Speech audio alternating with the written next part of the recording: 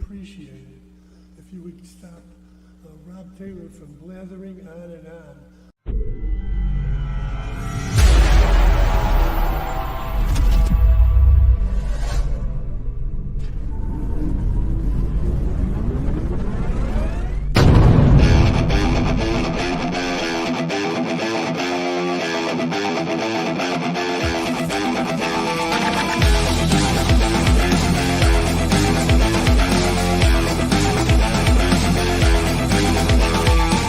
Opinions expressed by the talk show hosts, callers, or guests on the Rob Taylor Report do not necessarily represent the opinions of the hosting platform, subsidiaries, sponsors, or possibly anyone else on the planet or the known universe. From the tinfoil and lead-lined broadcast bunker on the beautiful south coast of Oregon, it's the Rob Taylor Report. So strap yourself in. Your political therapy session is about to begin.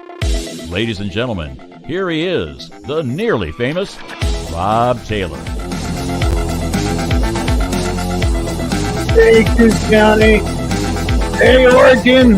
Hey, America and beyond. I want to thank you for joining me on the Rob Taylor Report. We've got an excellent show lined up for you. And as you know, many of us who are fighting against the bad Republicans in this primary, the very bad Republicans in this primary, we've been taking a little bit of heat lately. And one of the problems is that, in the old days when you had a bully, you would take the bully outside, you'd make his girlfriend hold your jacket while you rearranged his dental work.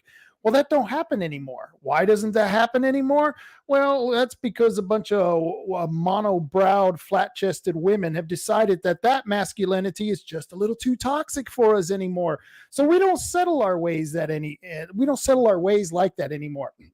Now what we do, and especially when we're getting attacked by fat cat bureaucrats or procured, pampered, privileged politicians, what we're now getting attacked with is lawfare. Many of you understand what lawfare is. You're watching President Trump go through lawfare.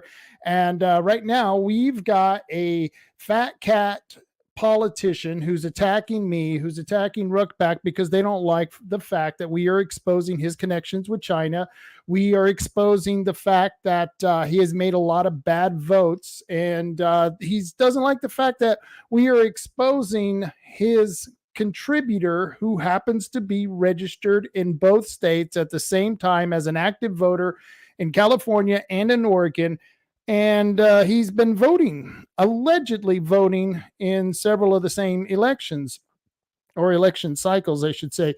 And we're going to be talking about that. And I've got the receipts, as my guest would say. And I've got a great guest for you. This guy, he knows how to fight back. He knows how to give it to him. And he knows, well, that sometimes you're just going to have to take a few hits to lay out a few punches. And that's what we're going to do in this political fight. And we're not going to wane. We're not going to allow a bunch of cease and desist orders to chase us away. And joining me right now is a friend of mine, Ben Edtl. Ben, how you doing, man? Rob, what's going on, man? Good to see you. Thank you very much for having me on the show. I'll tell you what, there's been a lot of people who've been waiting for this. Before the show even started, through the day, I was watching all the counter go up, and it was about almost 74 people had already tuned in before the show even came on. So That's fantastic. Yeah. So we've got a hell of a show for the people. And as you know, you're with Ruckpack. Why don't you tell everyone, what is Ruckpack if they don't know? Listen, I started Ruckpack in the summer because I realized that our Republican caucus, and I honestly, I don't want to go on the whole caucus too hard because it's full of quite a few diverse folks, but I just couldn't buy the concept that somehow we were going to defeat the progressive left in Oregon by voting for progressive left bills or sponsoring progressive left bills. And they all say the same thing. They say, well, you don't understand. You're just an imbecile. And you don't understand the gaming that goes on in Salem and what it's like to be a real legislature in the minority. And when you're in the minority, you have to vote for the majority's bills all the time because that's the only answer. And you're just too stupid to even understand because you're not one of us. And right. I go, wait a minute. My idea was very simple. Let's not vote for progressive bills. Let's bring our own bills. Well, no one's going to vote for your bills. They're never going to get passed. Great. Let's bring our own bills, send those bills out in press releases, go ahead and let the public know what the Republicans want to do, and then let the Democrats have their own bills all to themselves that are not bipartisan, that are actually partisan Democrat bills, and then let them have those and then go back to the press and say, look, press, look what the Democrats have done. They own 100% of this nonsense, 100%. But no, right now, the Democrats in Salem, like Tina Kotek, get to say, well, this was bipartisan support. This is everybody coming together to install DEI and socialization of housing and socialization of medicine and we're going to get all up in your lives and we're going to price you out of your homes and we're going to put windmills in Coos Bay and we're going to do all these cool things because that's all bipartisan. So you plebes, you stupid people, you stupid voters, shut your mouths. Right. Let's do something doing, what they're doing is they're playing that, as David Brock Smith would say, they're playing three-dimensional chess underwater. And only thing I think he's just underwater and he's holding his breath and he's held it too long. And that's the problem right now, because the last time he did anything good was he sent out a newsletter in the short session talking about all the great bills he had. And he had a lot of great bills. And you and I know that the Democrats were never going to let those bills go through, but he did exactly what you said. He was trying to promote these as a way to buy favor with all the groups who are going to support him, because that's how the senators buy that favor, is by saying, look, I got you this bill, I got you that bill. And so the ranchers from the Association of Ranchers, the Farm Bureau, all of those places, they go, yeah, this is great. This guy's doing all this stuff for us. But the problem is that he does too much compromising, and that compromising is what's killing us, man. It's killing us. And I think it's worse than compromising, because here's the question. Look, before I talk about the compromising and chime in on that, I want to tell everybody right now that the most interesting, most exciting primary race in all of Oregon, including the Republicans and the Democrats, is right now in Senate District 1 between two Republicans. It is absolutely the most interesting, absolutely the most exciting, the most passionate on both sides. You know, there's a lot of people passionate on both sides. And so this is the race to watch between now and May 21st. This is it. This is the race. This is ground zero. But when I look, when I look at David Brock Smith's voting record, I didn't even know this guy or who he even was until he kicked you off the air and got you blown off the air. And I was like, oh my gosh. That's when the door opened for me. But then we started looking at his voting record and I'm like, this guy I pulled the voting registration data off Secretary of State, and this is an 80% Republican district. Okay. This is like me running against Rob Wagner in my district, which was a 60% Democrat district. There's no mathematical chance. So all I can do is throw Molotov cocktails and hope to not die in the process. And this is an 80% Republican district. There is no Democrat challenger in this race.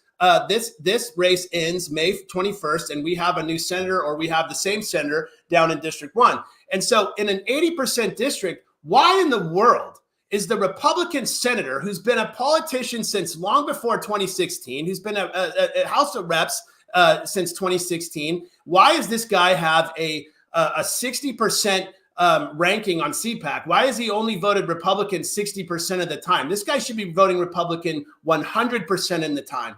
And he's not. And when you look at his bills, which we did, and we put on ruckpack.org, and you could go there and you could click the corruption button, and then you could go click the David Brock Smith button, and then it'll take you right there to all the stuff. And you can look at his bills that he voted democratically on or voted progressively on. Democrat is like a compliment. These bills are horrific. These are like communist socialist bills. They truly are. They're bills about the socialization of housing. They're bills about the socialization of medicine. They're bills about DEI integration in private businesses. There's cronyism. He's giving money and resources to his buddies and taking out the small business owners. That's what he's doing. It's all right there in black and white. Okay.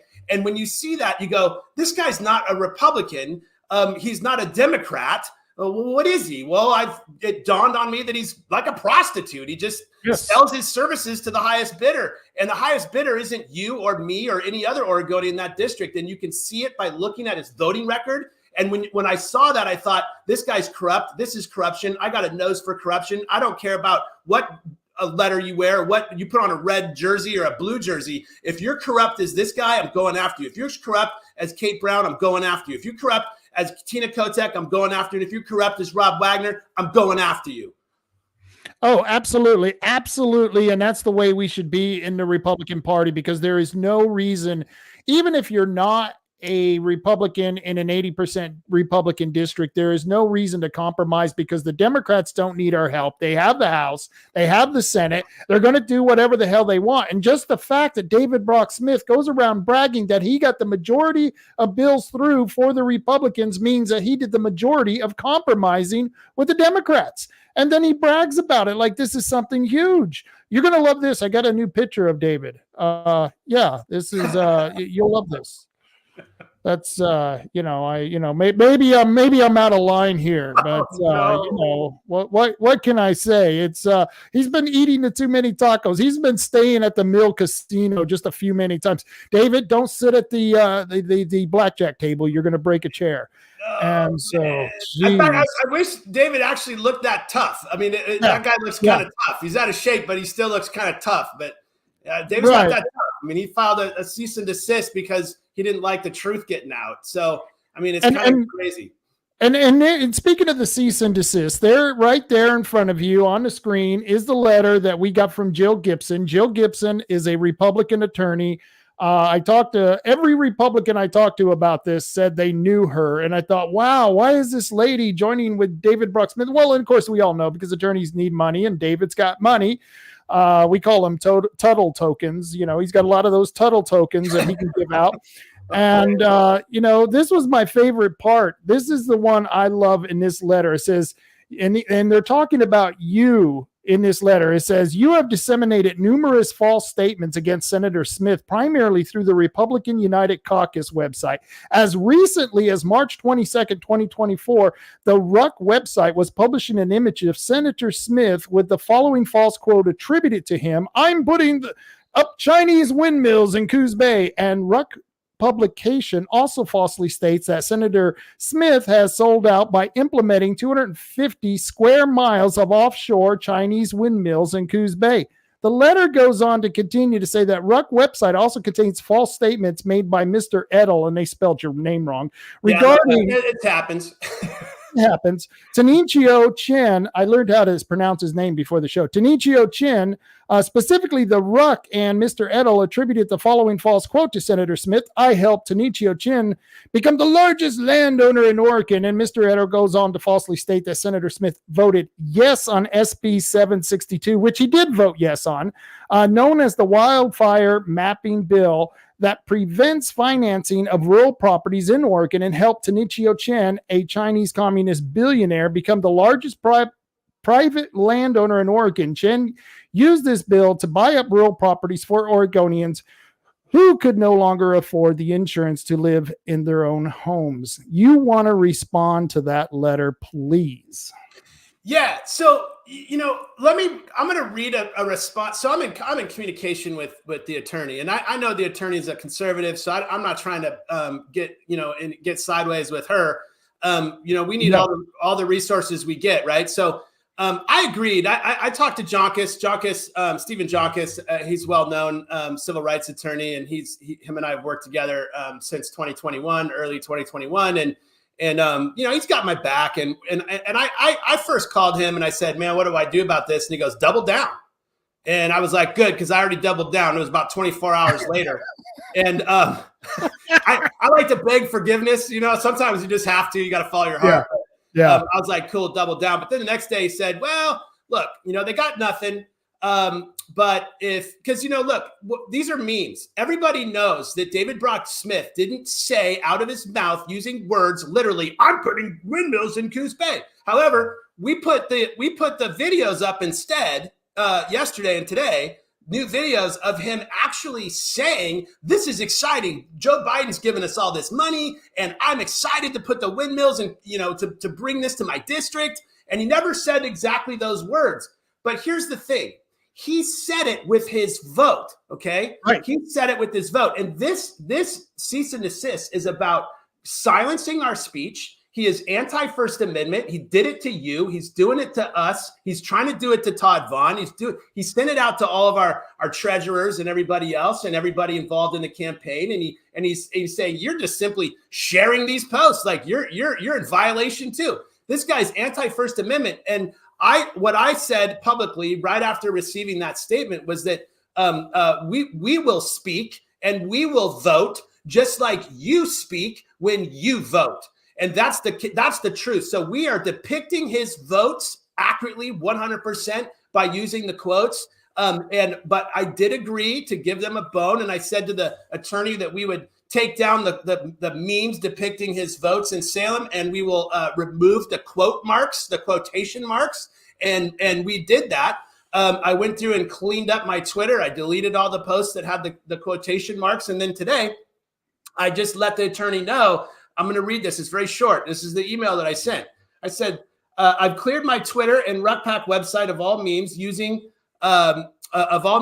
quotation marks to depict his voting record in Salem. I've replaced them with new memes that do not use quotation marks. I will send an email on Monday to our distribution list to ensure that our subscribers clearly understand that Smith never literally spoke those words using his mouth or by pen. I will also make a post on Twitter for the same. We have instead begun using video of him speaking for himself about his terrible progressive bills. He can also note that if he doesn't like taking my fire, he shouldn't look like and stand next to the enemy at which I'm aiming at. Right. Right. And the sad part is I hope I don't get sued because of that fat meme of David Brock Smith, because that, once again, it's comedy, man. This is politics. If you can't understand, people are going to go after you and use memes as a way to attack. That's almost the new contemporary way that we get our messages across. But here's my favorite one, Ben. This is how they brought me into it, because I'm not a member of RuckPack. I've never donated to RuckPack. You and I, we share a lot of information and we talk quite a bit, but it says here, it goes on in the letter, the cease and desist letter, that Mr. Edtl is liable for making these false statements because he is the director of Ruck and he personally made false statements that appear on the website. Mr. Taylor is responsible for republishing these false statements because he sent emails to third parties containing the Ruck website's false statements. They're gonna sue me for sharing, man. Sharing the memes. Sue the world. Hey, number one, there's no false statements. Not one statement that I've made has been false at all. Not one. And so that's problem number one for Brock Smith and his legal claim. Number two, there's a place on our website in RuckPack. If you go to ruckpack.org and you click the little corruption button right there, it says, get to know the snakes in Salem's most dangerous snake pit. And they could sue me because they could say, well, there isn't a snake pit in Salem. It doesn't actually exist. So every legislature, Democrat, Republican, and the other could actually sue me for false statements because there's not a snake pit. I'm using an analogy. So there's different ways that you can get around it. And I'll tell you right now, I'm well protected. We're all well protected by anti-SLAPP laws. This is free speech. We didn't say anything incorrect. We didn't make it look like he said it. Everybody can look at those memes and go, oh, obviously he didn't say that. He didn't say, I put tampons in little boys' bathrooms. He didn't say that. But what he did is he voted for the bill that voted yes for the bill that put the tampons in every little boy's bathroom in every elementary school throughout our entire state on our dime, on taxpayer dime. So he did in fact say that with his vote. Did you listen to him on Lars Larson? Did you get a chance to hear that segment? No, I didn't. I heard today. I guess he was on today. Was that right? Oh yeah, it was pathetic. He was whining, but one of the people he brings up is Heather Mann.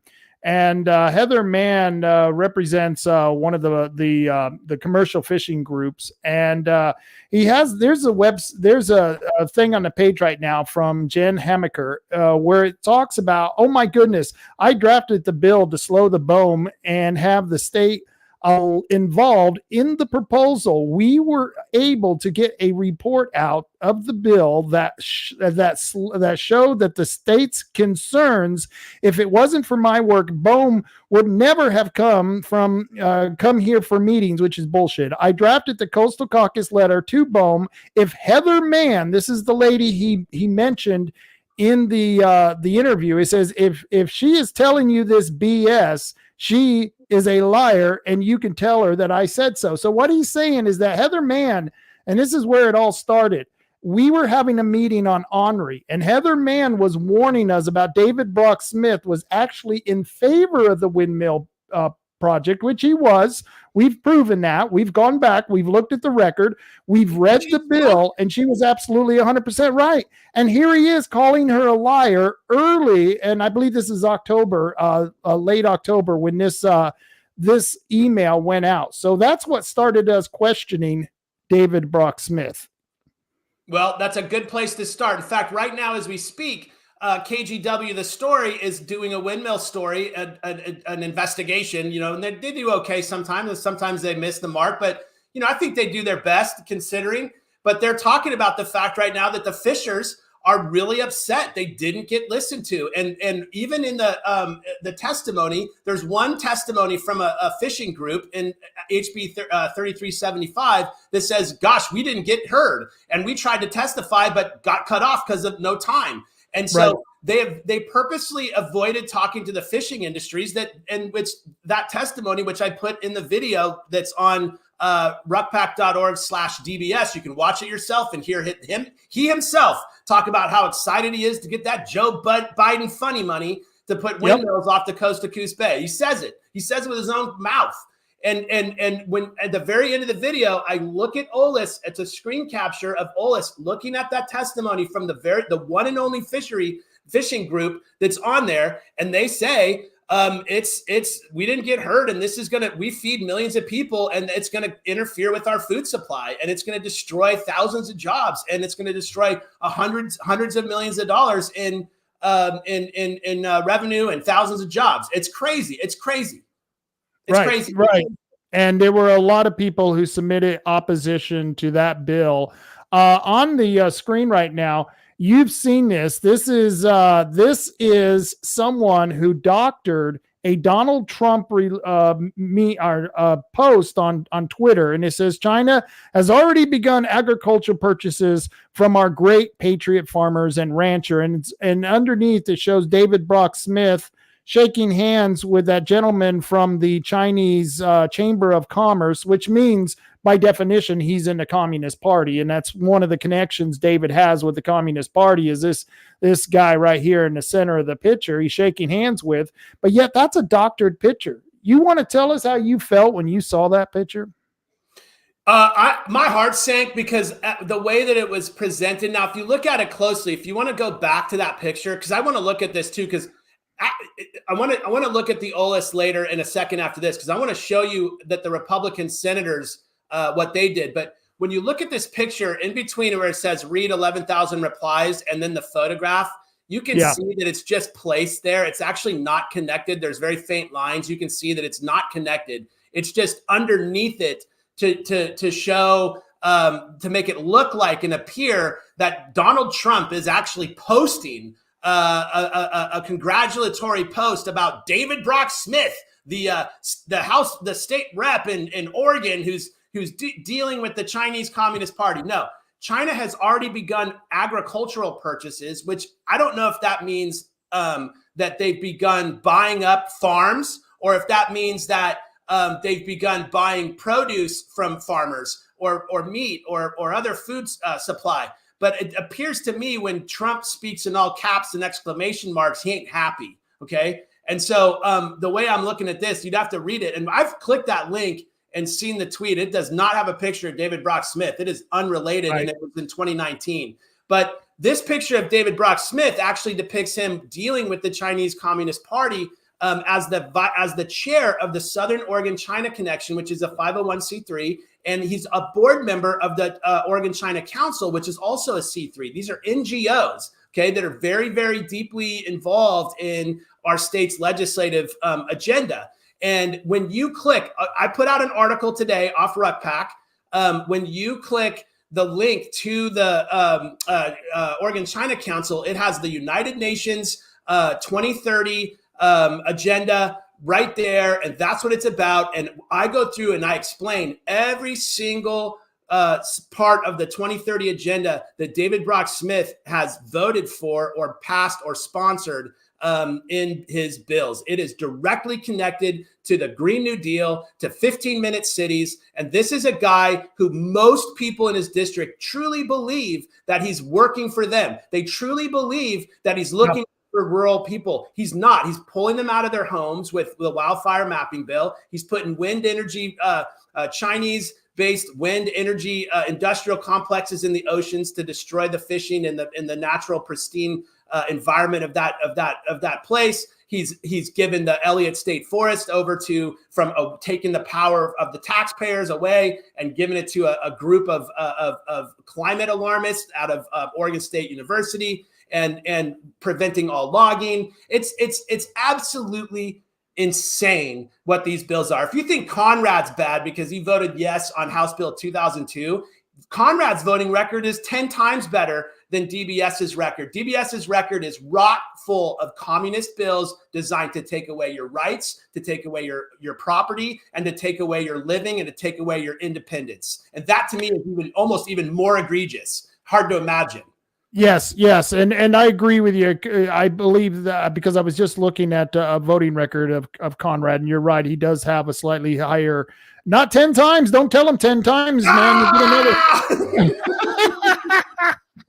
So let's go through these because there are 3 bills that you just mentioned. And I went to the county commissioners and I laid out my argument that these 3 bills are the destruction of rural Oregon. The first one is this windmill bill. And if you notice there, David Brock Smith is the chief sponsor of that windmill bill. And there are 9 other Democrats who are listed as the regular sponsors.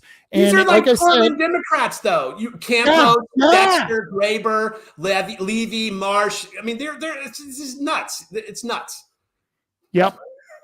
Let's keep going here. If you could go back, I want to show the people. Scroll down if you can. Is this a screenshot or is this actually the web? That's a picture. That's just a picture. Okay, because not one Republican senator voted yay on this bill. They all voted against this bill. Every Republican senator in the Senate, by the way. All the ones we just lost. That's the worst part. And now the Senate is going to get watered down with whoever is going to replace them. And I don't know. You can look at conspiracy theories, and you have to think when Knopp, when he went back into the legislature and he was making those deals, why wasn't the first agreement was to get excused absences for those 10 other Republicans? That should have been the first deal, or he should never have came back. You know what I mean? It just kind of sounds a little fishy, if you ask me. It's even more than a little fishy. RuckPack put out an article. It was their very first statement. If you go to our news section, you can see it, that we're calling for the resignation of Tim Knopp for absolute treason against the Republican Party and against the 2 million voters those senators represented. And so people like to say that, oh, man, you're lying. You don't know. Because I do. I talk about insider information around the Capitol. And you got to remember, I told this to Bill Post on Twitter yesterday. I said, Bill, come on, man. There was 10 great senators that got thrown out of the deal. And let me tell you, they talked to me. So go piss off. So we went out and we fought the windmills. This one here, we did a sign, and now David Brock Smith is going around with this sign. This is our sign, and he's bragging about how he's against the windmills now. Before he was for it, now he's against it, and he's using our signs out there. But this is nothing but the Green New Deal. This is the Green New Deal that's being pushed by the governor. He kept talking about how he took the whole deal out of the governor's hand and he put it into the legislature, like that was any better, because he knows the legislature is controlled by leftist radicals in the Democratic Party. So he didn't do anything better. Then he talks about in HB 3375 how he got other agencies in the state involved, but all those agencies that are involved have written letters in favor of the project, and they're the ones who are responsible for giving the permits to the project. I find it highly interesting that he claims that this was here to stall the program when in fact it actually facilitates the whole project. This is yours. I probably shouldn't be showing this. It's got the quotes. It's got the quotes, man. I'm going to have to go back and find the ones. So I apologize to the attorney. Please, David, don't send your attorney to get his man. This is just comic. It's old. It's old, man. We're just not responsible. Then we get to this one. This is the worst bill. This is going to destroy us here. And when you talk about Chen, you know, the wording could have been done a little bit different, but the fact is that this bill SB 762, which was David Brucksmith voted for this. This is going to destroy rural Oregon because that mapping and that new zoning and putting up new fire codes all over the rural part of the state has already increased the insurance. So like you said, the average citizen can't afford it, but you know who can afford it? Rich communists from China. So literally Chen now has the availability to buy property that average Oregonians will not be able to own. So in a way, I think you kind of nailed him on that one. Well, I nailed him on that one, but it might have been wrong, but that Chen bought most of his property prior to that bill, which is what they're arguing, and that's true. It is very true. Chen bought that property prior to that bill, but here's the thing: there was a massive property purchase recently after this bill in Douglas County. I've got the receipts from the tax assessor. We're putting together who this company is. It's an LLC that's foreign registered, and right now we're just looking right now to find out. They have a lot of land holding across the country, but it is not a United States company. And we're looking to find out who that is before we release all the details on that. Because like I said, and like you said, we want to tell the truth. There is nothing, we don't have to lie about this guy. Right. We did the quotes to poke fun at him, to get under his skin. It's probably super thin, by the way. And that obviously worked, but we used that to depict his speech as a senator, voting and representing his district in Salem. And that is speech. That is what he said with his speech. And there's lots of ways to communicate. There's lots of ways to say things. Okay. And so you're exactly right. So happy to correct that the truth is that Chen got this property, most of his property prior to this bill passing. But after the bill passed, foreign agents have come in and purchased the farmland, the forest land. We're talking like, this is like a 4, 5, 6, 7,000 acre forest purchase by a foreign entity that recently went down in Douglas County. That's what this bill is for. That's who this bill helps. It is not helping you and me. In fact, I'm going to tell you a personal story about my friend who's in the gulag right now. His name is Reed Christensen. He stepped onto the grass in DC on January 6th, and he's doing years. I know Reed. You know Reed, right? He's a good guy. Yeah, a very good guy. He was the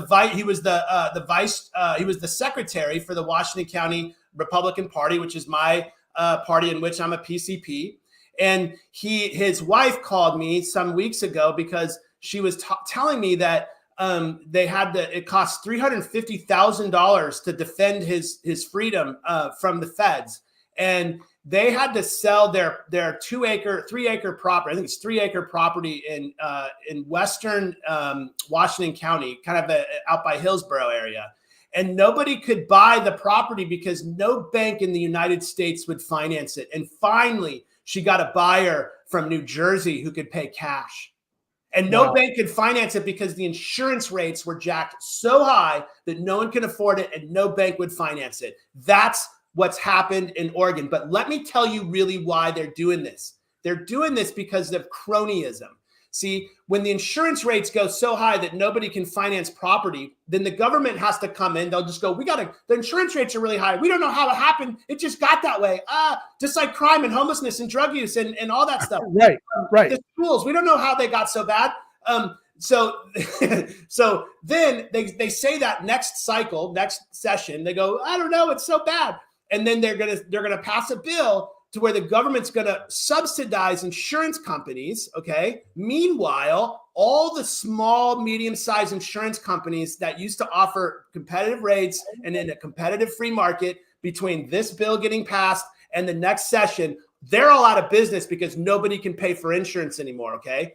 Then the big boys that are donating to these PACs, donating to these politicians, they come in when the bill cycles through to subsidize the insurance costs, and they get the big bucks, and they own the entire market. It's called centralized economy. It is communist in nature. It is actually just pure communism. It's not a free market. It's cronyism, and it's absolutely evil and disgusting, and it goes against everything that is American. It goes against everything that is American, and that's why this bill is the worst bill that I've seen coming out of David Bryce, because this is communism. This is pure, unadulterated, undeniable communism.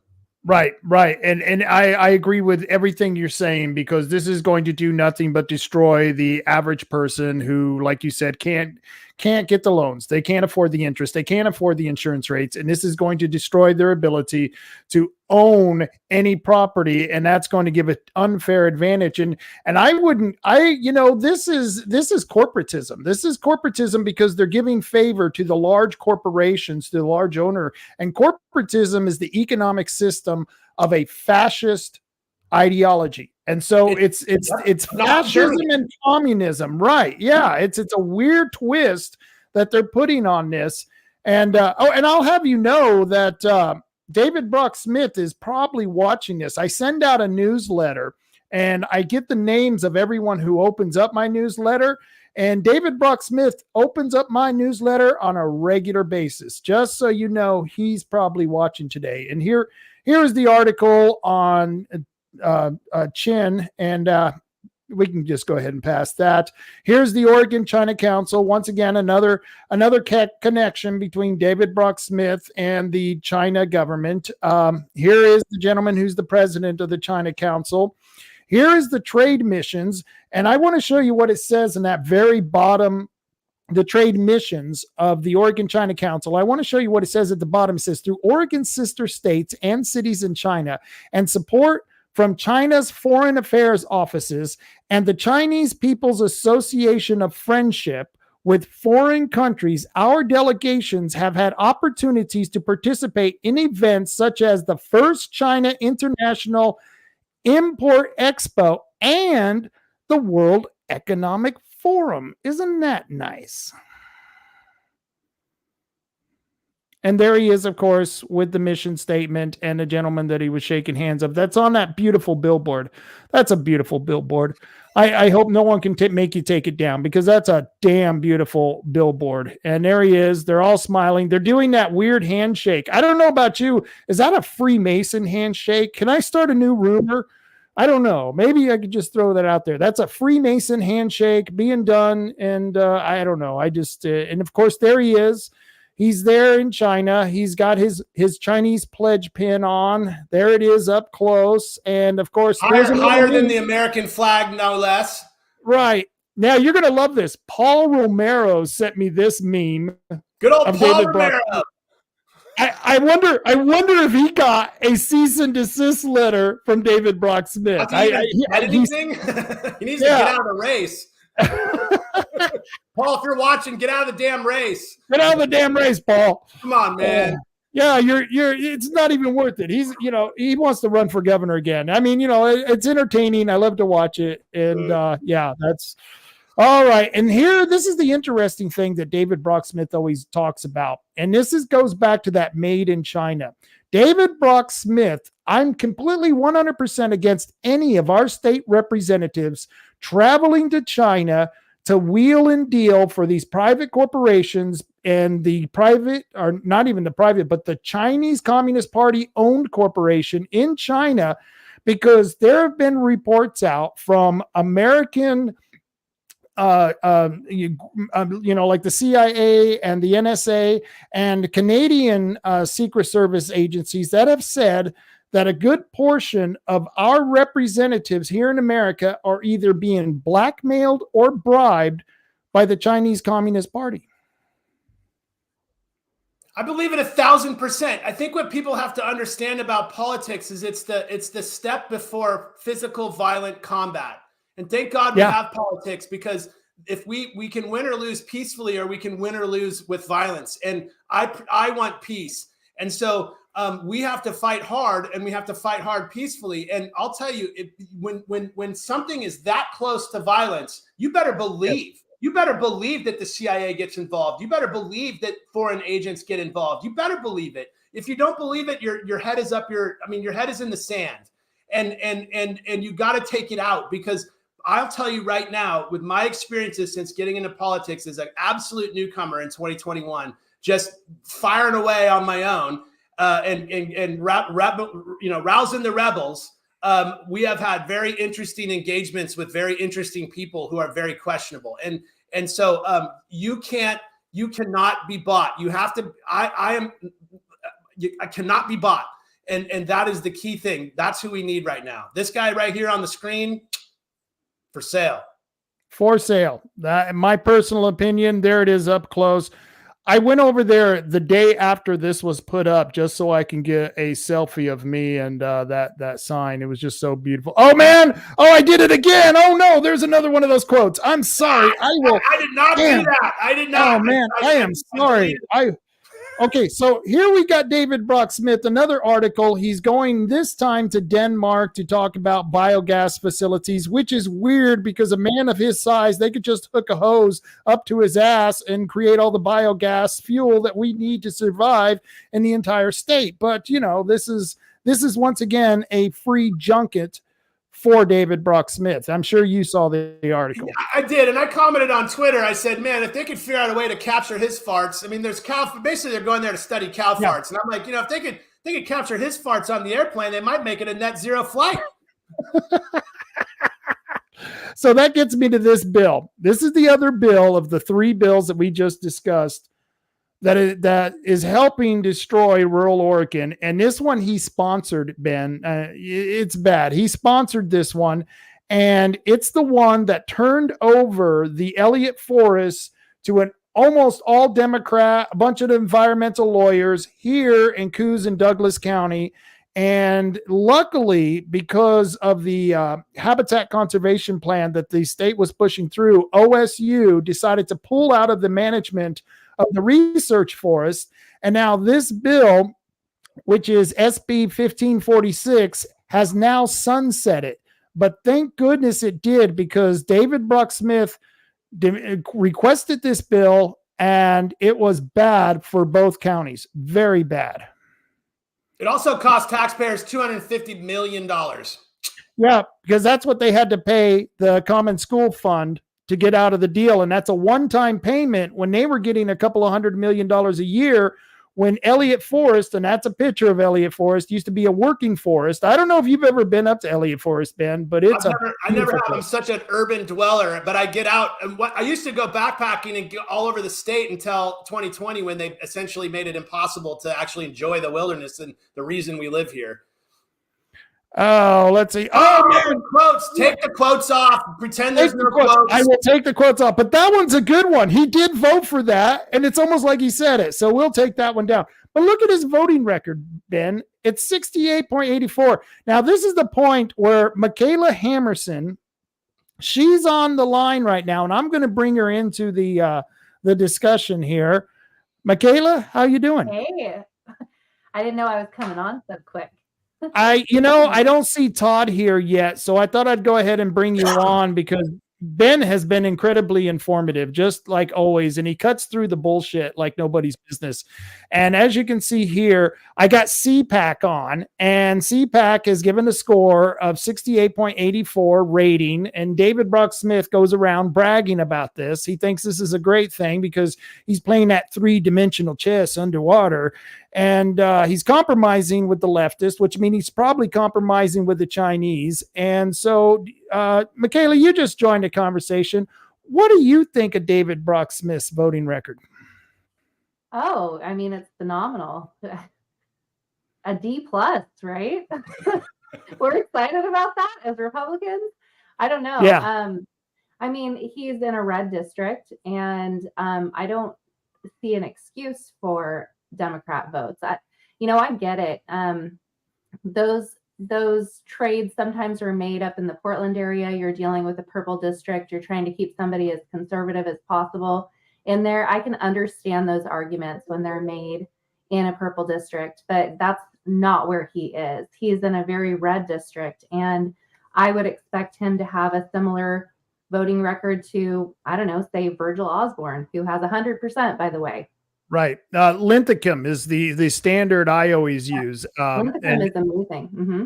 Yeah, is absolutely amazing. And hopefully with all this stuff that's going on, he was supposed to come on the show in a couple of weeks. I don't know if he's still coming on. Because I left the quotes around in those memes. So maybe, he's going to be afraid to come on here too. And so, but here's what was amazing.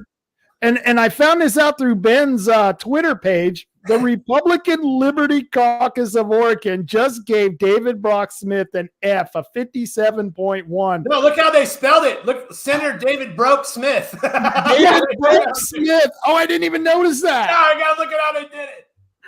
He's not broke. He's got Tuttle tokens. I'm not broke. I've gotten very wealthy as a politician. They're getting a cease and desist letter. I've gotten extraordinarily wealthy, getting paid off by China and other rich liberals. Oh man, this is I knew this show was going to be busy. David Broke Smith. Wow, that just adds a whole new layer to this. Yeah, they just lied about his middle name. Yeah, like Michaela said, you're going to get a cease and desist on all that. But here's the man of the hour, Mr. Tuttle. Mr. Tuttle is a phenomenal genius when it comes to money. He made a lot of money in China. And, one of the reasons that I got kicked off my radio show is the owner of the station said I was attacking a private citizen. But at the end of this bio on Thomas Tuttle, and I got this off of Newport Asia's website, it talks about how he was on the NewsHour with Jim Lara. He's been on CNN. He's been in Forbes. He's been on Forbes and Worth magazine in Asia. So I would hardly call this guy a private guy. But here's some funny things about this guy. He gave a lot of money to David Brock Smith when David Brock Smith had no chance of losing the election. Why would someone give $25,000 to a man who's not going to lose an election? Anyone want to draw conclusions? Michaela, Ben? Oh, I don't want to draw any conclusions. I might get a cease and desist letter. Be careful. Okay, be very careful. I would ask the question, who is David Brock Smith giving money to on his Orstar account? That's just a question. I don't know the answer to that. I do. Yeah, I do too. Paid off almost every Republican legislature in the Senate and the House. They're all bought off. What David Brock Smith is he's the money mule, they call it, or the money guy, the money, whatever. I call it the money mule. I'm sure that's not the way they call it in the caucus, but he gets all the money and then he distributes it around. See, because he's the guy who's controlled, and all of them just literally get on their knees for any bit of money that can keep their power, their individual power. And then they go ahead and do the deal that they have to do to get the money. And that is vote for progressive bills and make terrible communist bills bipartisan. So that's the job of the Republican caucus in Salem. And it's me. And I have checked the FEC records, and he is given to mostly Republicans as far as I can tell. But the strange things is that he's given to Republicans like Christine Drazan and Mitt Romney when Mitt Romney was running against Donald Trump. So what kind of Republican is this guy? He's not a Republican. He's a Democrat from San Francisco. I bet you got the receipts on that one, Rob. I do. And if you look here, he's a registered active voter in San Francisco County. And if you look at that on the screen right there, you will see two very important dates. Those two very important dates are March in 2020. That's a primary in California. And apparently, allegedly, and I have to use the word allegedly because I don't want to get one of those letters, Thomas Tuttle voted in California. He also voted allegedly in 2018 for the general election. Now, that wouldn't be a problem, except here's his voting record here in Curry County, where he has a home in Gold Beach. I don't know if his home in Gold Beach is the vacation home or if the one in San Francisco is the vacation home. I'm not sure which, but this is also his voting record here, where he's registered in the Independent Party, and he's an active voter, and he voted in the 2020 primary here in Oregon, and he voted in the 2018 general election. And anyone who knows me, I don't like people who commit voter fraud, allegedly commits voter fraud. So what I did is I reported him to the Secretary of State, and the election division answered me back, and I want to read this to you. It says, this is to acknowledge receipt of your investigation request. You alleged, and I'm alleging all of this, you allege that Thomas Tuttle violated ORS 26715 by voting in both Oregon and California in multiple elections and financially contributing to an Oregon candidate. ORS 206715 prohibits voting more than once at the same election in Oregon and in another state or states. A person may not vote or attempt to vote in an election held in the state and in another state on the same date. Now, this is where it gets interesting. It says the information you submitted indicates Mr. Tuttle may have voted in both states for the November 6, 2018 general election. However, the statute of limitations has lapsed, and we are unable to open an investigation into this matter. Further, the other election Mr. Tuttle appears to have voted in did not fall on the same date. Interesting. If you have evidence that Mr. Tuttle does not meet the qualifications to be registered to vote in Oregon, you may contact the county clerk to initiate a challenge under Oregon ORS 254-415. Lastly, even if Mr. Tuttle is a resident of another state, Oregon election law does not prohibit a candidate from receiving contributions from an out-of-state person. And so basically what they're telling me is that the statute of limitations is up, and unless you vote on the same date, it doesn't matter if you vote in the same primary for a president. Can you believe this crap? Democrats are voting more than once. They always find a way. They find a way. And you know, it really ticked me off because this guy is a billionaire. And as a billionaire, he allegedly gets 2 votes. Allegedly, you know, I want to make that clear. Gets those 2 votes where the rest of us, you know, us nobodies or us mere peons, we only get 1 vote. I'm only allowed 1. So it was very disturbing indeed. And of course, there's my own meme. Voter fraud is a felony. And there's David just laughing at us because, you know, his Tuttle tokens that he gets. And by the way, Tuttle didn't give him $25,000 this year. And I want to thank everyone on this podcast for helping me make sure he didn't get that $25,000 from Mr. Tuttle. So he didn't have those Tuttle tokens to give out to all the other people out there. He also didn't get elected to be the Senate Minority Leader, which we knew from insiders at the senators who were ousted. All said to the multiple ones that let me know that was what he was vying for. He's deputy leader. He's not the Senate Minority Leader, and so I think we stopped that from happening as well. Thank God.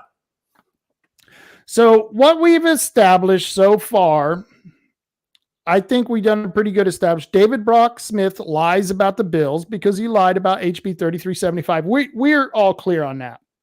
He compromises with the leftists because of his voting score. We're all pretty clear on that. And I think I pretty well established that he takes money from a California Democrat. All 3 of those things are a fact. They can't deny them. They can't take that away from us. We have proven that. And anyone who says anything different, prove us wrong. That's all I'm asking. Would you guys agree with those 3 statements? Yeah. All right. Todd Vaughn. I was hoping Todd was going to be on here, but I don't see him in the green room. I don't know what color the virtual green room is. I don't know if it's really green. Is it green in there, Michaela, when you were in the green room? No. No. Well, I'll tell you this about voter fraud that David Brock Smith also helped increase by voting yes on HB 2681, which was the bill that prevents all counties in the entire state from cleaning the voter rolls. And so we have another meme that we didn't put out yet, but I'll take the quotes off before I put it out there, which is that he voted to keep dead people on the voter rolls. And that is another major, major issue. Why did he do that? And so what was the benefit to anyone, any of his constituents who are vast majority, at least 80%, are concerned about election integrity and election visibility in the state of Oregon. So that is another just spit in the face of his voters. But I want to say this, when it comes to Todd and what we're doing here and why it's so important and get, serious about this, because I think it's gross personally to go this hard at somebody sometimes. And I hate the fact that we have to do this with Republicans. This should never be the case anywhere. We should always have disagreements, of course, and have dialogue and debate, but we shouldn't have to be so eager and desperate to take somebody down because we're in this situation in Salem where we have to start opposing the left. If we don't, our kids will die in the streets like Tiananmen Square and like Lithuania, where the protesters would go out and get shot with live rounds by the government because they're like, you're done. That we are facing that. People have to understand that the future of our country, the future of our children are at stake. And we have to get every voter in the district to really truly understand what and who David Brock Smith is. And I think before Todd says a word, I think it's time to send a logger to Salem. Amen, brother. Hey, Todd. Hey, how guys. You doing, man? Well, I'll tell you, I have a very sad story to tell you guys tonight. Okay. Uh-oh. So I was on April Fool's Day. I was up helping a neighbor clear the brush out around her house because she was in fear of possibly losing her house from penalties added onto her property taxes from 762. Okay. So I'm up there and I'm working on her brush with her. We're stacking brush. I got my chainsaw. You guys have probably heard my chainsaw on our radio commercials and stuff. I got my chainsaw and I'm cleaning up the brush, right? And I'm wore out, and I come home and now remember, this is Monday, April Fool's. I come home, my wife comes out and meets me with a letter in her hand. She says, "You won't believe what this is." And I'm like, "What?" She says, "This is a cease and desist letter that we just received from David Brock Smith." And I'm going, "Yeah, right, honey. Good try." I'm an April Fool's guy. So I ain't buying it. No, she goes, "Really? It is." And she hands me the letter, right? So I read this letter, and sure enough, it is. And so I come inside the house and I clean out my drawers and I say, what am I going to do? And the first thing I thought of is I got to sit down and write an editorial and send it to the News Review and to the Beacon. So I come in and I sit down and I immediately write an editorial telling them what's going on. And I ship it off. Now, this is Monday night. The Beacon comes out on Wednesday. So if it's going to come out in the Beacon, I got to be fast, right? But I want the News Review to know too. And so I send it out Tuesday morning. The News Review gets a hold of me and goes, "Hey, we want a copy of your cease and desist letter because we got 2 cease and desist letters, one for Rob Taylor and one for Ben Edtl, but we haven't received anything about you. So could you please send us a copy of your cease and desist letter?" So sure, no problem. I send them a copy and I send a copy to the Beacon too, so that David Jakes has a copy of it too, because I sent him an editorial also. So I send these out, and then on Tuesday, see if I can get this to show up. On Tuesday, David Smith files. This is the Tuesday newspaper, you guys. Tuesday newspaper. He actually puts out his press release in the Tuesday newspaper. I'm like, my God, this is happening fast. So I open it up and I read it, and I'm in the paper in David Brock's press release. They put the billboard on the front page of the paper. I mean, if you missed the billboard, now you didn't miss it. I mean, hey, David, are you out there? That's how my quote got in your press release. I just wanted to tell you, David, you're not as smart as you think. Okay, I will read my quote in the news review in David Brock Smith's press release. Here it is. Todd Vaughn, who is running against Brock Smith in May primary, sent a letter to the news review that he was another person who received a cease and desist letter. Quoting me, my campaign has been hitting Smith hard on his not so conservative lifetime voting record, under 70% CPAC rating, and apparently he doesn't like the exposure that we have been giving him. Vaughn wrote, I guess he disagrees with the old saying that all publicity is good publicity, and it appears that his lawyer feels the same. So there I am, quoted in David Brock Smith's press release, you guys. I just wanted David to know how that happened. I'm really sorry, David. So Ben, I'm really quick. Yeah. So Ben, did you realize that the letter that Todd got and that Maddie got, his treasurer, those letters didn't go out with the press release that David Brock Smith sent out? And I believe that's because he was trying to get the headlines that he got about the cease and desist without having to tip off the press that he was really attacking a candidate. No. Did you know about this? It didn't go down that way. Okay, tell me about it. Yeah, let me explain. I was served with by the USPS with a green card. A green card is an official handed you, and then once that green card scans in the system as delivered, they get notified of it. It's exactly. Todd knows.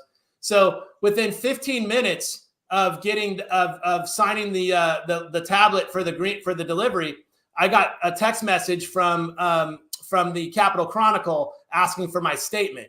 And I asked for how late that could go. So what David Brock Smith actually did, and I want you to hear me out. It's going to be a little bit long-winded, but not too bad. Okay. David Brock Smith sent the cease and desists with his press release going out to everybody in the press, everybody that he can, all his press contacts, and it immediately kicked off this whole thing. So David Brock Smith kicked this whole thing off. And the thing is that you don't do that. And David Brock Smith is not dumb. Okay. He's not dumb. He's a very powerful, very shrewd political operative. He has a lot of control and power over the county commissioners, the local Douglas County Republican Party. He's got a lot of control and power over and influence over the legislatures. They've all called me.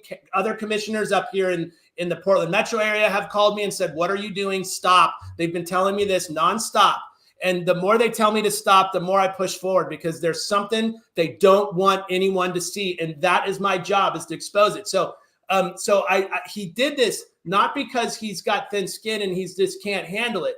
He did it because they're running polls. This is the most enriched Republican politician in our state. They can run polls every 5 days, and they're running polls, and he's losing the election. The only reason to put our billboard and put Todd on the front page of the paper all across the state, I mean, we're in every single paper, okay? The only reason to do that is because there's no other choice, okay? So Todd, you're winning this election right now. You're in at the top. You need to keep going and keep pushing. The reason he did this is because he's behind in the polls, and an election is only a poll. And so I think this is a time to stay highly focused, to continue to push this narrative out, to get the real truth about his voting record and why we suspect his voting record is what it is. And then next month, going into the end of April, I think, we push really hard on you, Todd, and we get you out to meet the people and be your joyful self. And I think you're going to be just loved. I really, truly do. And I know this thing about Todd. I'm going to say this. My endorsement for Todd is so straightforward. When I first met Todd, I was like, this man is loving. He's kind. He's full of joy. He laughs. He doesn't take himself too seriously. He's a hardworking man. He loves his family, and he cannot be bought. His price is his life. There is no Chinese operative that's going to come into this state and offer Todd $10 million, $20 million, $100 million. He won't take it because he's got more than that already. He's got more than that in his life already. He doesn't need it. And so I want to put up on the screen here. This is the quote of the day from that letter that Todd got. It says, "You have violated the Oregon Corrupt Practices Act by publishing the following false statement in your voter statement. DBS introduced legislation to fast track these windmills off the coast." But then you're going to love this. The second statement says, "Your statement presumably is referring to HB 3375, which actually only establishes goal of planning for development of 3 gigawatts of commercial scale 40 offshore wind energy projects within federal waters off the Oregon coast of 2030 in a way that maximizes the benefits and minimizes the conflicts with the ecosystem and ocean users." In other words, fast tracked it. Does anyone else get this, or is it just me? He didn't. When I read the letter, I was absolutely amazed. I was like, I can't believe I'm getting sued or possibly getting sued. By the way, they said that, I needed to remove the word fast track from the voters pamphlet. I'm not sure I can even go in and do that, to be honest with you. But that's the fact, malarkey. That's just the fact is, and it's pathetic that he would even make that statement. It's so crazy. I mean, he's a public figure and a politician. Do you know how many people have called me a fascist, a homophobe, a racist? Yes. I mean, yes. Horrible, like news channels, like horrible things, right? Horrible things that I'm absolutely not. And I was like, I'd call attorneys and be like Tyler Smith or Jawkis. I'd call these out. Can I sue this MFer? And they'd go, no, you put yourself out there. And I went, okay, then. Yeah. I mean, I'll just figure out how to deal with it. He's just mad because if you've looked at Todd's voter pamphlet, it's really good. It's really good. It's incredible. Yeah, right beside this word fast track, you guys, everybody out there, there's this little link that you can hit, Michaela Hammerson's, tech work. You hit this link and immediately you're watching David Brock Smith gushing with pride to Tina Kotek and the House in 2021 as he announced that this bill that he brought forward was moving ahead this fantastic energy project on the Oregon coast. And he might as well just looked right in the camera and said, "I'm fast tracking it, boys. I'm the guy that did it." But no, they say that that's worth possibly suing Todd Vaughn over. Can you guys believe that? Yeah, I can believe it. And you got a nice quote. I can put the comments up. This is a comment from YouTube from Dave. It says, "Come on over to Myrtle Point, Todd. We love loggers. Your signs are popping up all over. Good job." And then Ashley Hicks is on the thread. She says, "I gave my voter pamphlet money to bury my mom." And I'm sorry, Ashley. That's very sad. And Sorry, Ashley. It's you know what I mean? I want you guys to know right now, I had a long conversation with Ashley the other day.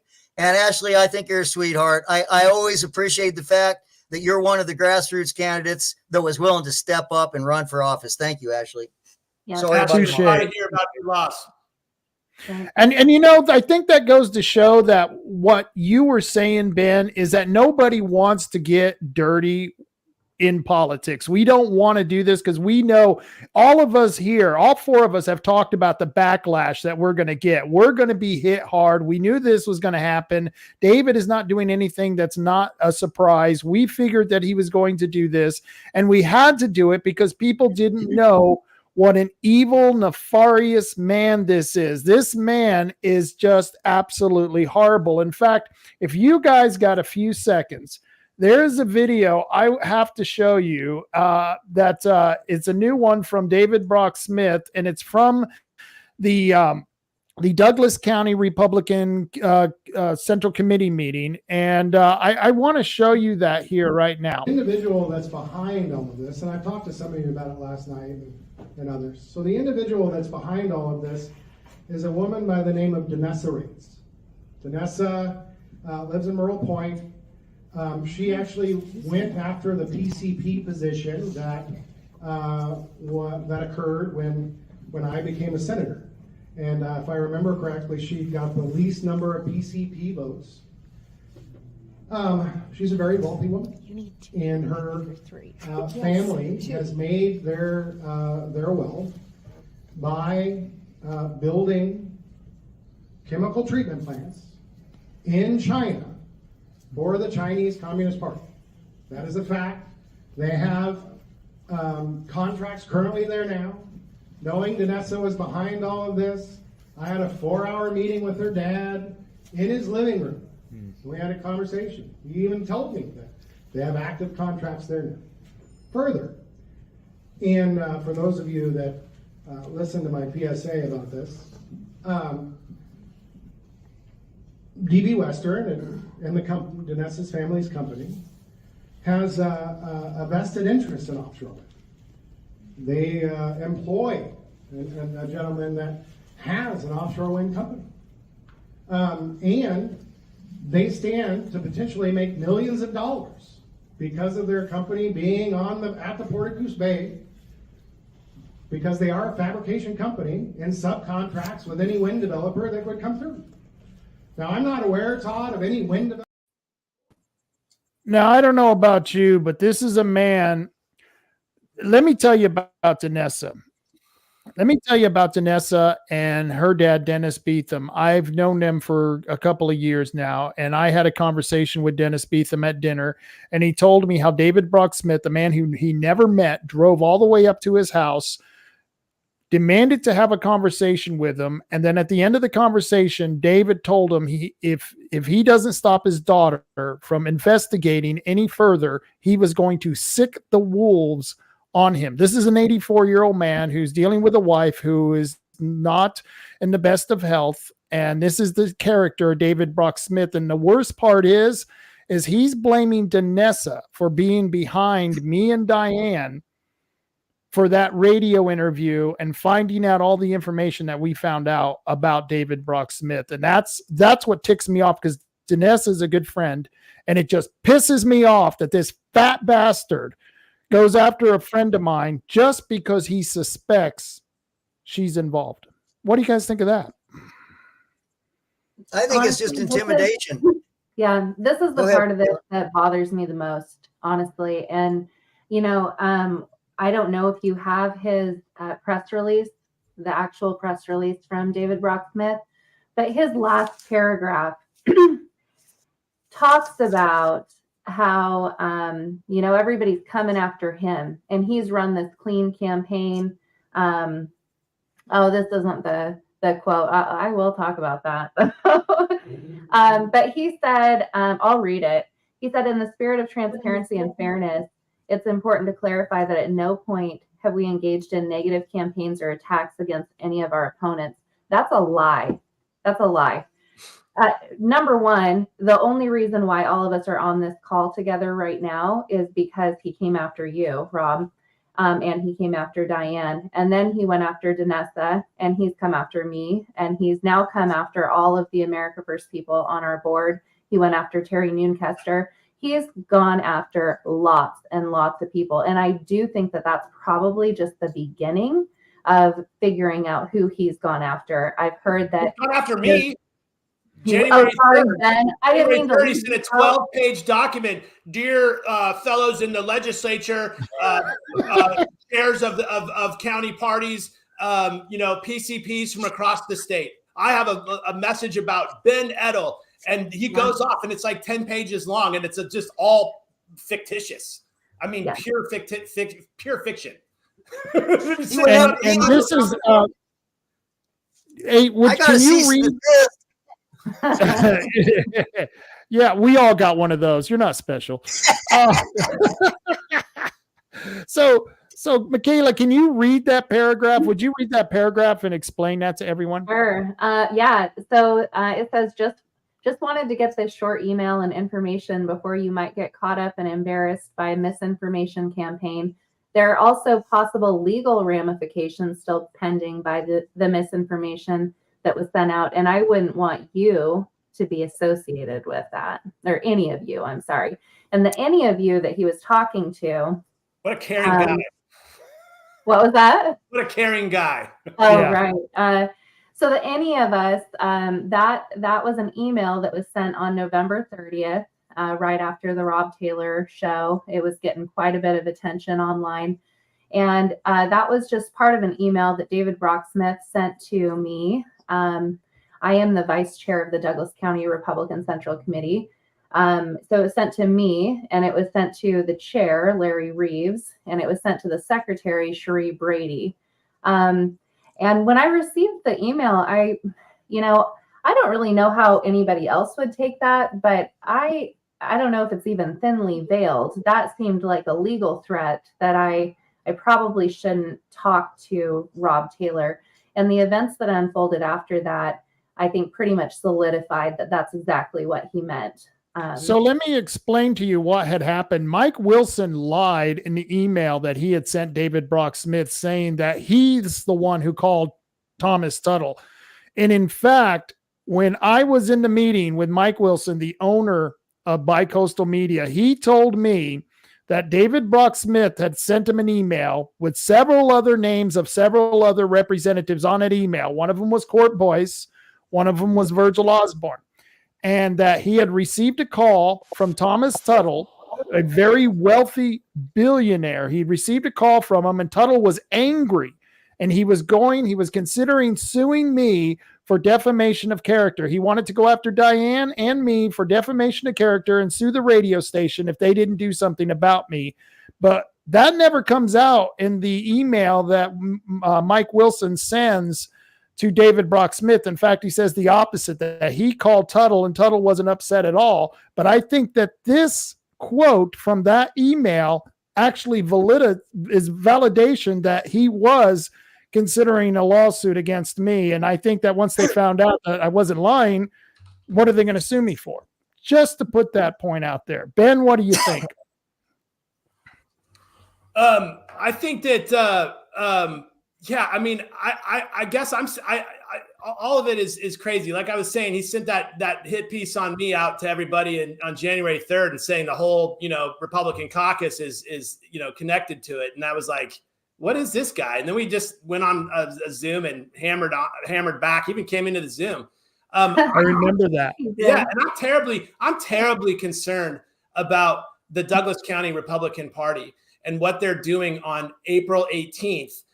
To literally recall every single person who has an elected position, including Michaela as the vice chair, including Todd, including other people on the who've been elected by the PCPs there, to eject them.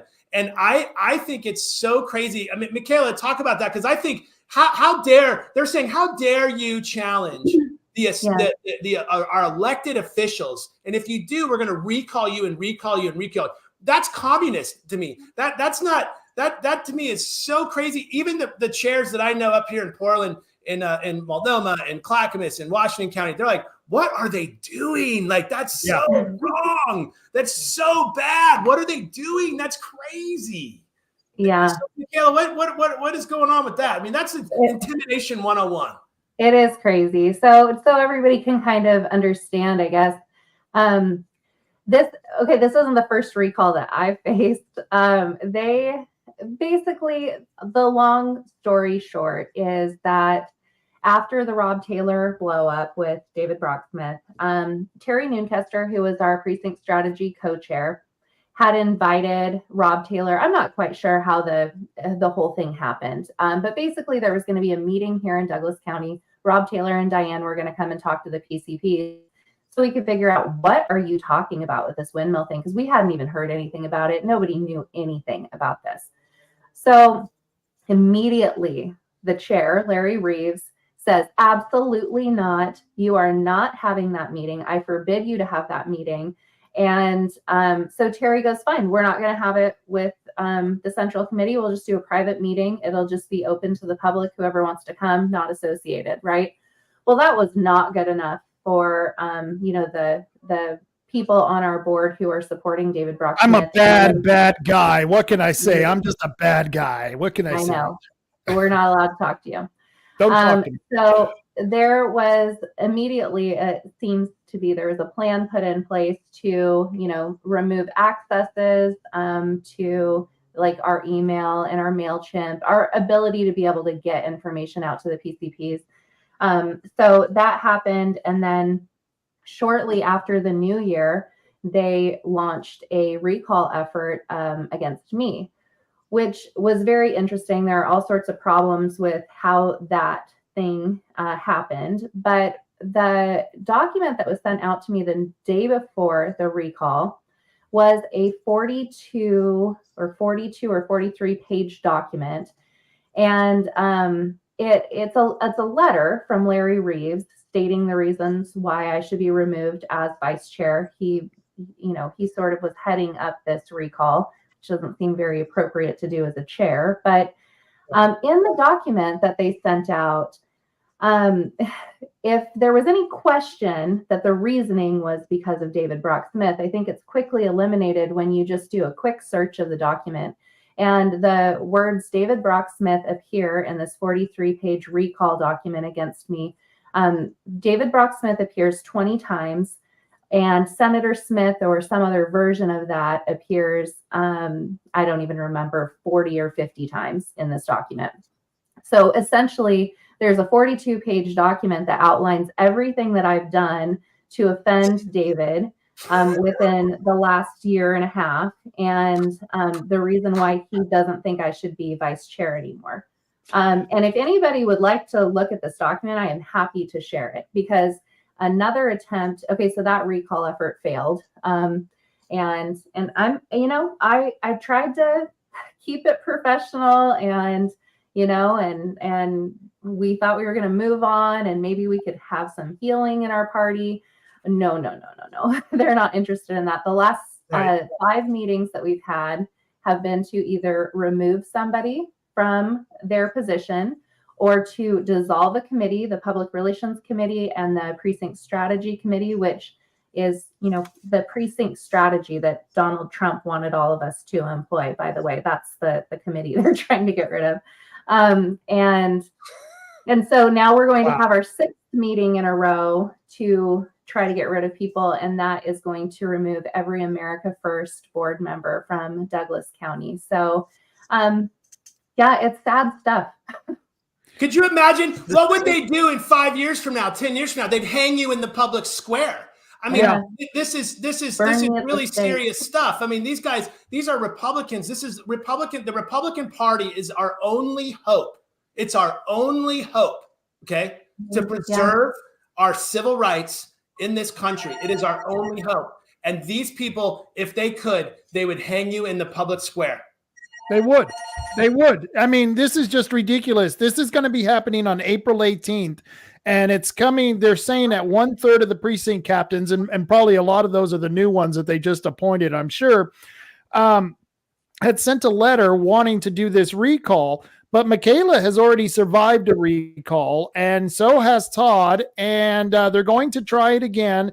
And if any of you are out there in Douglas County, I'm pleading with you, please go to this meeting on April 18th if you're a precinct captain, and support the right of people to question their politicians, because that's really what this is about. All Michaela did, all Todd did was question the party, question their candidates, question the incumbents, and they're getting paid for it. I'm just disgusted by it, Michaela. Yeah, it is pretty disgusting. The other thing that's concerning to me is we have elections. So we have our organizational meeting every 2 years, just like we have elections for, our senators and our representatives and our president. And if we were to interrupt what the people had chosen for their representatives every time that we thought that we had a majority just to be able to kick people out, to recall them, we would have chaos. We wouldn't be able to have an organization. And so that's the concerning thing to me is we've now spent 5 months wasting time bickering about who's going to be in what position instead of actually working on the things that we need to work on and accomplishing the goals of the Republican Party. This should be such an exciting year for us. We get to support Donald Trump getting back into office. I mean, I am so excited about that. Yes. And instead, we're wasting our time on this, you know?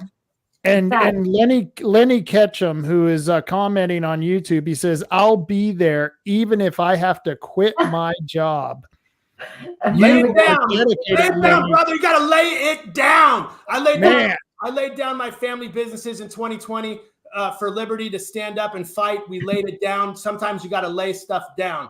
And that's what it takes. And so I think on the 18th, we need to bring everyone statewide who can possibly make it to come down there and stand out front of that building and let those people know that we're not standing for that. We are going to protect the integrity of our party, even if it's being controlled in Douglas County by a cronyist, communist power monger who wants to threaten and bully and scare and terrify everybody into supporting him. No, we stand up to bullies. David Brock Smith, if you're watching, we're standing up to you. We won't go away. The harder you push, the harder we're going to push. And let me tell you something else. The most beautiful thing about all of this is the unity that has sprouted up organically between the metro area Republicans and the Southern Republicans down in Southern Oregon. That's what this is about. We have to come together as people. We have to come together and elect our officials who are of, for, and by the people. And that is the point. And we're unified from Portland all the way down to Roseburg and all the way out to Coos Bay. And I'll tell you right now, we're gonna bring the heat on the 18th. We're gonna bring the heat. If you're watching this, you be ready. You go sign up at ruckpack.org for email blasts. Go sign up at toddvaughn.com for email blasts, and you will be notified of the details of the Freedom Rally that we're gonna hold on April 18th. Right in front of the Douglas County Republican Party headquarters, and they're going to have to squeeze through a bunch of Trump-loving, freedom-loving patriots to get in there and decide if they're going to vote to out all the America First people out of leadership in the DCRP. Let's go. Let's go. I support that 100%. I just want to say something, you guys. If you want to go back to the beginning of where all of this insanity in Douglas County started, the beginning was when a group of us began to look at election integrity issues. That's where it started, okay? In fact, that's where a bunch of us got together, including Larry Reeves. So we got together investigating the 2020 election. And I'm going to tell you something. All the crazy stuff that the Republican Party has dealt with in the last few years, almost 4 years now, imagine that, goes back to the 2020 election. That's the railhead. And these guys, go ahead, Rob. Oh, I was going to say, yeah, I see this. This has been fomenting for a long time. And like you said, it goes back. It has roots in a lot of places. It just didn't start with my show being canceled. This is a long extension, and this is why so many of us have gotten together and are standing behind this movement. Ben, I know you got to get out of here. Can you want to say something real quick before I set you out? That's all. I said it. That unity thing is the biggest thing, this is ground zero. Okay, Douglas County Senate District 1 is ground zero in the fight for freedom. You cannot underestimate how important this is that Todd wins this seat, how important it is, because this will change everything in Salem. This is it. This is the Jenga piece that knocks the whole thing down. And I'm telling you right now, whatever you're doing on April 18th, it better be in Roseburg, okay? Because that's where I'm going to be. We're going to have big speakers. We're going to have mics. We're going to have all kinds of fun. We're going to have face painters. Bring your kids. It's going to be so fun. We'll call those ex-liberals from the 70s to bring their hand drums, and we'll march through the whole place while they're doing the vote. I tell you, it's the best thing ever. I dig it. You have a good one, Ben. All right, stay. All right. Oh, I cut him off a little short there. So Michaela, before I get you out of here, is there anything you would like to say? Oh, honestly, thank you so much for the platform. And, I feel very lucky to have met all of the people that I've met in this fight for truth. And I can tell you that no matter what happens on April 18th, the one thing that I ask for on a regular basis is for God to put me where I need to be. And I truly believe that if we are meant to continue to work with the Douglas County Republican Central Committee, then we'll be given the opportunity to do that. And if we're supposed to put our efforts and energy somewhere else, then it's going to free us up to do that. And I really feel strongly that we are on such a good path. Meeting Todd Vaughn was one of the best things that has ever happened in my life. He is a truly amazing person. He is one of my dearest friends. And I will be fighting election until election day. And I really urge everyone out there, vote for Todd Vaughn, get other people to vote for Todd Vaughn. We are a grassroots movement here. We don't have the big bucks from Tuttle. So if you could stop what you're doing right now and jump on over to toddvaughn.com, there's a donate link on there, and no amount is too little. $5 here and there is enough. And if you can spare it, $50 or $100 is going to do so much to be able to help us compete and get flyers out and mailers out and things like that. So if everybody that's watching right now can just give a little, it's as little as you can, afford, or as much as you can afford would be awesome. Because we need change and we need to send a logger to Salem. So thanks for having me on. We need tonight. to send a logger to Salem. Thank you. And the feeling is mutual, Michaela. It's been a pleasure to meet you. And I want to thank you very much for coming on. Awesome. Thanks, Rob. Bye, Todd. Sure. All right, Todd. I'm going to bring Diane Rich on here in a few minutes, but I just wanted to get, I agree with what Michaela was saying. If anyone out there, if you truly want to get someone who cares about rural Oregon, who's not going to compromise with the leftist in Salem, who's not going to compromise with the leftist in China, who's not going to take money from very wealthy Democrats for whatever reason, this is your man. He's going to go there and he's going to stand his ground and he's going to fight against these bad bills. And that's what I truly believe about Todd. And it's been a pleasure to meet you. I think, like Michaela said and what Ben said, we've all been blessed by being able to come together in this whole endeavor. And I want to give you the last words for the few minutes you're on. Well, I want to thank you, Rob. Hey, this was the Friday night rant, and we all got to do some ranting. And I want to tell your audience, all of us are fun-loving people, right? I'm a logger. So how do you survive in the brush for as many years as I've been in the brush? You have fun with the people you work with, okay? That's how we survive in the brush. We have fun with each other. And tonight was a fun night. I want you to know that a lot of what was said tonight was just, we're having fun. We're just joking around. And you got to do that in life, because if you don't, especially in the condition of this country and especially Oregon, it gets depressing. A lot of people are depressed. A lot of people have given up. A lot of people, my friends, a lot of them don't even vote anymore. They don't even believe that there's any way we can recover from what's happened to us. And I disagree with them. That's why I'm in this race. But I want to tell you guys, it was a lot of fun tonight. And I want to say this, probably the most important, we've talked about China. We've talked about the windmills. The windmills is really important. That's going to be a subject that's going to get hammered again and again. That's the subject that I got to cease and desist and may get sued over in regard to one word, fast track. Okay. That's how important this project is to the Smith campaign. Very important. There's billions and billions of dollars in the mix here. And when you get that much money in the mix, you see the crooked stuff coming out. Now, we all know how that works. But I want to say this. Of all the issues we've talked about tonight, and of all the issues that are closest to my heart as a candidate, it's our truly conservative senators that were not allowed to come back and run for election again. That walkout is huge. And I have talked to some of those senators, and I'm not going to mention names, but I can tell you They're waiting on Todd Vaughn to show up in Salem and work with them. That's great. I love it. And you're going to be a great asset to the state and to the district. And so please go to toddvaughn.com. Todd, I want to thank you for coming on tonight. You've been great. Thank you, Rob. Love you, brother. It's mutual. The feeling is mutual. You take care, man. All right. Those are three good friends. Those are three very good friends. And I'm very lucky to have them as friends. I'm going to bring on Diane. Diane, what did you think of the show? Hey, Rob, a lot of fun. Good to see That was a everyone. blast. Too bad So let me ask you, did we miss anything? What? I'm sorry.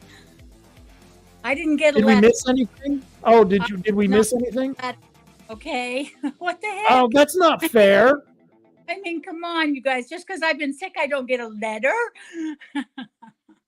You know, work so hard, and yet you don't even get to be in the David Brock Smith cease and desist letter club. You know, I was a first member of the Right.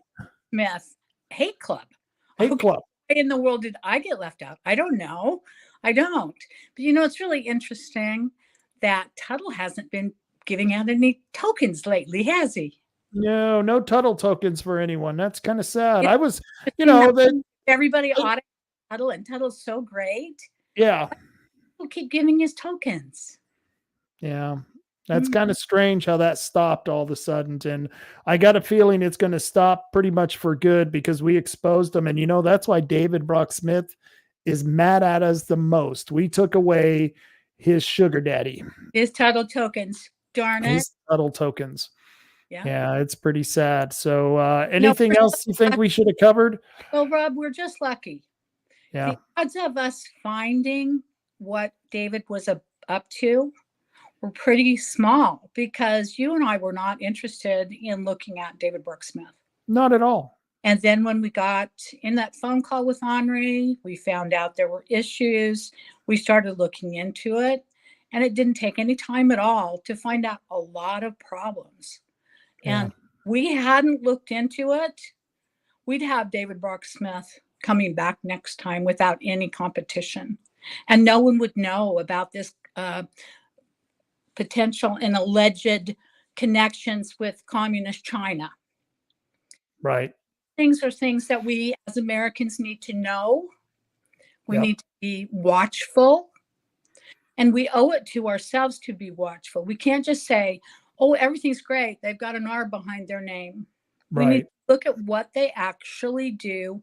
And I think that it's helped us to watch others as well with regard to their voting records. I am so much more careful before I, just after this David Brock Smith thing, everyone that I now am introduced to in politics, whether they're a candidate or not, I'm checking their background. I almost feel like I'm being disingenuous with people because, I'm just not trustworthy of anyone anymore. And it's sad, but yet it's something we have to do. Ronald Reagan said it best, trust, but verify. And that's all we were doing is verifying. And here's the scary part, Diane. How many people knew what we found out and weren't telling? You know what I mean? How many people we know knew that that Phil was going knew. on? Because Yeah, as soon Rod as Schill I asked knew. Schill about it, and I said, now, wait a second. You're supposed to be vetting him. You Yeah. told me in a meeting that you had to turn in all these forms because you had to vet them. The ORP had to vet them because he's an appointed official. Right. And he said, well, I like the idea that he's taking Democrat money. Now, who does that? There's The shill does that. yeah. We all know we're supposed to know what's right when we become adults, and isn't it pretty obvious that you shouldn't be taking money from somebody who lives in San Francisco, who is a Democrat, if you are a senator in Oregon?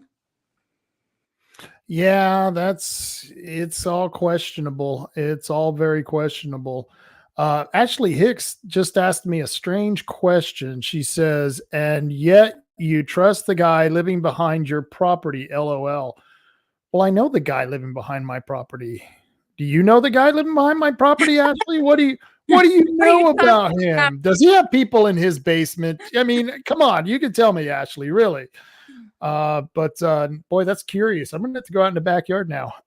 But seriously, it's true though. We are living in an age where you have to vet a lot of people, and they, like you said, you had told me a long time ago that Schilling had explained to you that they thought it was a good idea. Oh, she's coming back. Is she coming back? I don't know. There you are. But yeah, it was you who told me that Rod Schilling had told you what a great idea it was to be taking money from a Democrat. Does that sound insane or what? A Republican saying this? It was too insane. And the idea that he would actually say it out loud only confirmed the idea that he has no morals. Mm-hmm. He is absolutely ineffective at his position. So why should he do anything but cheat? Yeah.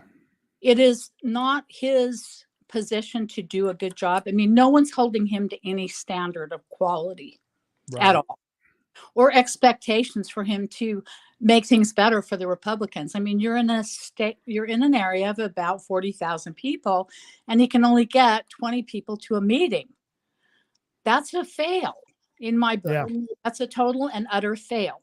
And he continues to do it. And he is taking money from Dinesa's father, or has been in the past. And he's the 5th largest Republican donor in the state. Now, this is the guy that David Brock Smith went to his house. Okay, the 5th largest Republican donor, and threatened to send the wolves after his family and his business. Do we want people like this in office? Because I'll tell you what, I don't want anyone like this in office. We don't want police like this. We don't want legislators like this. We don't want representatives like this.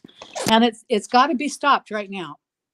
You know, and we're being accused of dividing the Republican Party, when the fact is that if it wasn't for David and people who were behaving like David Brock Smith, there would be no division, because there would be nothing really to fight about of significance when it comes to our candidates in the primary. And then we could go back to everyone supporting whoever wins after the election. But if David Brock Smith wins the election, there is no way in hell I'm supporting that man, and I'm going to continue this fight. You know, actually what is causing the disunity in the party is David Brock Smith. We didn't cheat. We didn't take money from Democrats. Nope. We didn't send money around to other Republicans. Certain bills were being sent through. And we didn't do anything. We just told people what we found. Yeah. And every single thing that we put out was 100% verified. And he can't stand it. I mean, who the heck would send out a dumb cease and desist letter about your candidate statement? And I love the fact he's complaining about saying that, you know, he was fast-tracked, you know, that the bill fast-tracked the project, and then he uses a sentence that literally, in much broader language, describes how he's fast-tracking the project. I love how they just twist it. We've got to keep in mind, though, Rob, David is a bartender. Yeah. And the words fast track are used by people that are putting together roadmaps for putting projects together and getting them approved for financing. And that's a difficult word for him to swallow. Even though that's exactly what he did, he is a bartender. So let's just keep it on his level terms, you know, in his vocabulary area. In his vocabulary area. I agree. And I'm glad we got those Tuttle tokens taken away. I got to get you out of here. I'm getting tired. We've been on here a long time. Is there anything you want to say before I get you to go? I want everybody to vote for Todd Mon. We've got to have a change right now. And we can't have David Brock Smith bringing China into the country anymore. It's time to stop this shit. That's all there is to it. Let's stop it, guys. Enough's enough. Enough's enough. Well, Diane, you have a wonderful night and get better, because I know you've been sick. Thanks, Rob. We'll talk to you later. Take care. All right. And I'll tell you what. Yeah, we're not going anywhere. We're not going anywhere. David, you haven't scared us away. All you've done is made us dig in deeper. We're like the French resistance. You understand? We're like the Viet Cong, except we're not commies like you.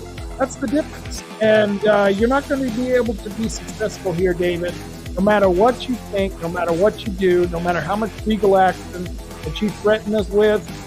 We're going to keep coming at you because we think you're a bad, bad man. And that's because you are a bad, bad man.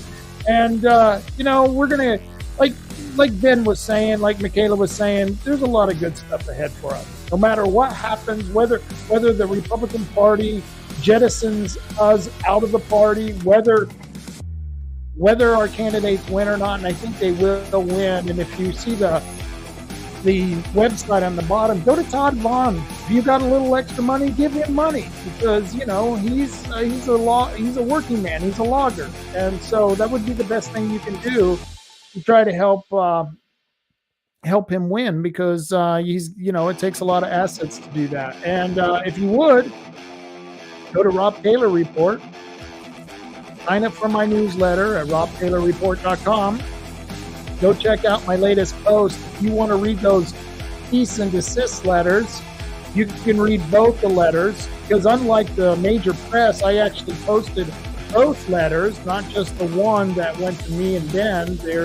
Me and Ben got the same letter, and Todd got a completely separate letter. So both of those letters are on my blog page. And then I posted 2 articles written by Todd Vaughn that he had sent in to the editors. And so go check it out. I think those articles are great. And I think you'll love the memes that I put up of David Brock Smith. Maybe I'll get another one of those letters in the mail. Who knows? Maybe you could get one. Make your own memes. Make your own David Brock Smith memes. And let's see how many cease and desist letters we can get out there. Who knows? Maybe we can hit the jackpot. But I do know this. I certainly want to thank some good people out there who are sponsors of this show. You got some Antifa trees. You know those Antifa trees? They're disease infested. They got bugs. They're a liability. They can catch fire. Yeah, those Antifa trees. Well, Matt Holman and the Holman guys over at 3H Tree Service will take care of those trees for you and remove them with surgical precision. Go check out his video or his Facebook page and watch the videos on the Facebook page at 3H Tree Service of the same name. And they can take care of you over there. They're amazing people, and they're my sponsors. So give them a call, 541-294-1800. Go see Tim at Tom and Gigs if you need your car repaired. He does just about anything with an engine, and he can help you put a muffler on. Well, actually, he won't help you put a muffler on. You'll pay him to put a better muffler on. That's what will happen. I should have said it that way. That's how I should have said that. But yeah, he's going to do work on your car, and he does wonderful work on your car. Me and my wife just got a tonneau cover for our Ford pickup, and it's beautiful. It kicks ass. It rocks. Thank you, Tim. You rock. And of course he has to rock because he's one of my sponsors. You can get an RC car. You can get Tannerite. You got problems with squatters? Just saying. They got Tannerite at Tom and Gigs. Just a thought. I'm not putting anything out there. Please don't send me a letter from your attorney. I can only take so many in a month. And of course, Oregon Firearms Federation. Why? Because they kick ass. They kick ass at defending our Second Amendment rights. And you know, when it comes to our rights, I'm a selfish bastard. And I hope you're a selfish bastard too and will protect your rights with the utmost of viciousness. I hope you protect your rights with the most powerful way possible. I'm losing the words to talk about how you should be protecting your rights. Whatever you can do, protect your rights, because once you lose them, they're hard to get back. And that's why if you can contribute, give to the Oregon Firearms Federation, because they're the ones who are fighting all those lawsuits that, well, the leftists have forced upon us by wanting to take away our firearms. Because, you know, that's the rule now. They want to defund the police. They want to de-incarcerate the criminals. And of course, they want to disarm the citizens. So let's don't be a part of that. I don't want to be a part of it. You don't want to be a part of it. So give some money to the Oregon Firearms Federation.